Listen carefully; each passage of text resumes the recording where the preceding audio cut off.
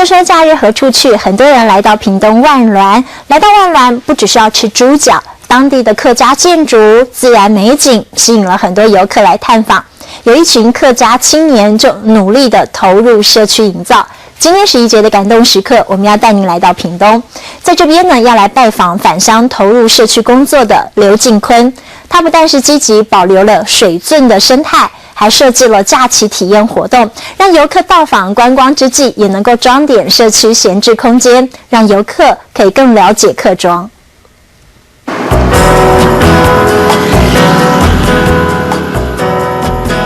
古朴的氛围，古色古香的传统客家建筑，屏东五沟水社区保留相当多客家伙房，总是吸引不少游客探访。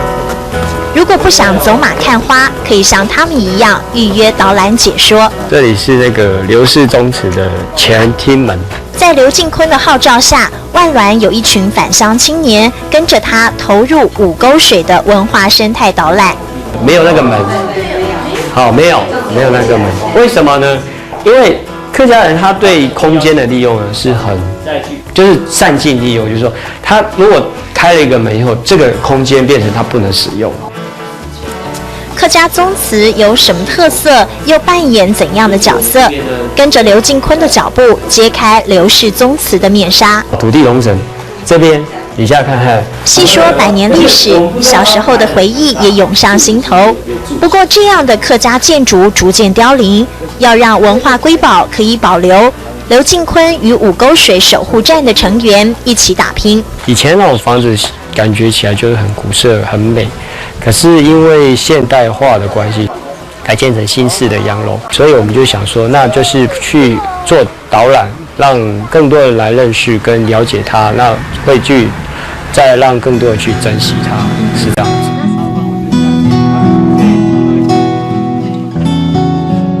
五沟水拥有相当多的红瓦屋，为了让破损的瓦片废物利用，刘进坤特别设计了假期体验活动，帮五沟水装点闲置空间。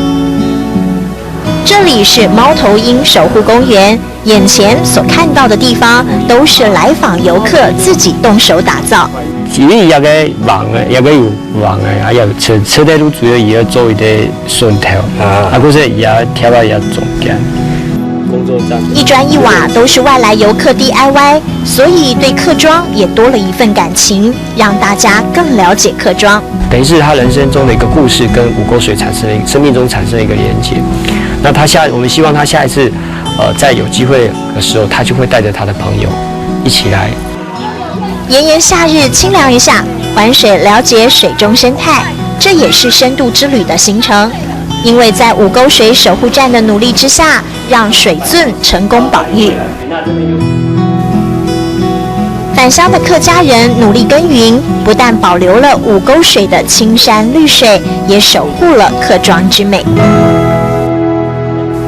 客庄的故事，刘进坤娓娓道来。宗祠的砖瓦，五沟水的生态，守护员小心呵护，发心让这美好越传越远。